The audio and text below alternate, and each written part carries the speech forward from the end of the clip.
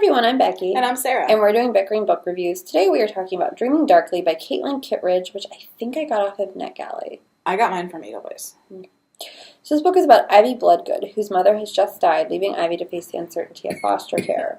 But Ivy is saved from the system when her mother's long-lost brother, Simon, appears and claims Ivy before moving her to their private island off the coast of Maine.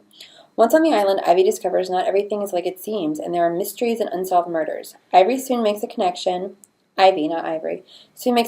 with Doyle, a boy whose family is the only other occupant on the island, and maybe Ivy's only ally in her new life. So I had a hard time with this book. So I like the idea. I like the idea too. I did not have a hard time with this book. See, I enjoyed it. I mean, it really kind of reminded me of And the Trees Crept In.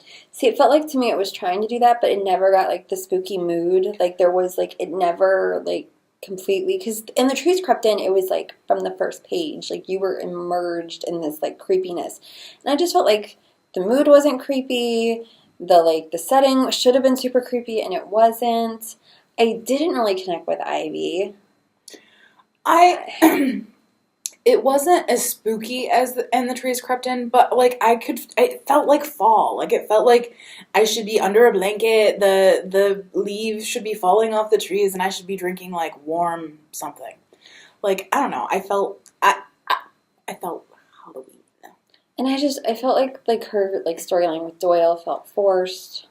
I was just like, okay. It was kind of like, oh, you're here. That works. I definitely think that, it would have worked better if there was more development with Doyle and with the friend that she makes at the school.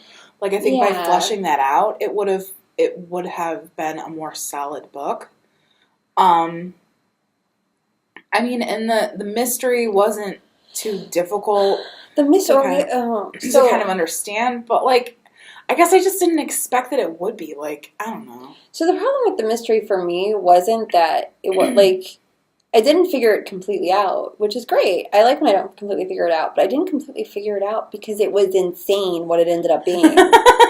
Like, I got halfway there, and I was like, oh, okay, yeah, that makes sense. And then when, like, they turned it around, I'm like, really?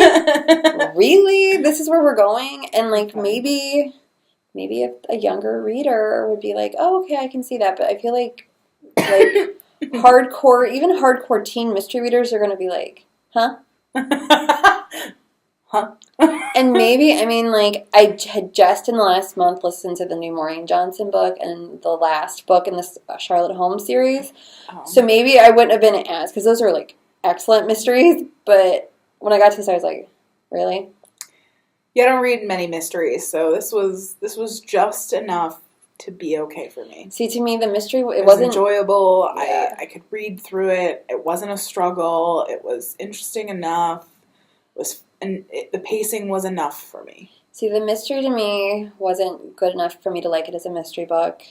The romance was questionable, so it wasn't really a romance book. And it wasn't spooky enough to be like a thriller horror. So it just kind of like fell into all the middles of things. And I just... Yeah, it's a middle book. Like down the middle. So I think we're at the point where we should probably rate it then, you know? So our rating system starts at the top with 5 unicorns. We go down to 2 unicorns. If we don't like it, it's a horse. So I think this is obviously going to be a 3 unicorn kind of book for me. So for me, it was actually like a 2.5, but we don't do halves, so I rounded it up to a 3. Oh, you did round? I thought you were going to round down, so. It wasn't quite meh enough to be a 2. Meh enough. Not meh enough. Yes. So that is where we are on Dreaming Darkly. Yes. We'll see you around. All right. Bye.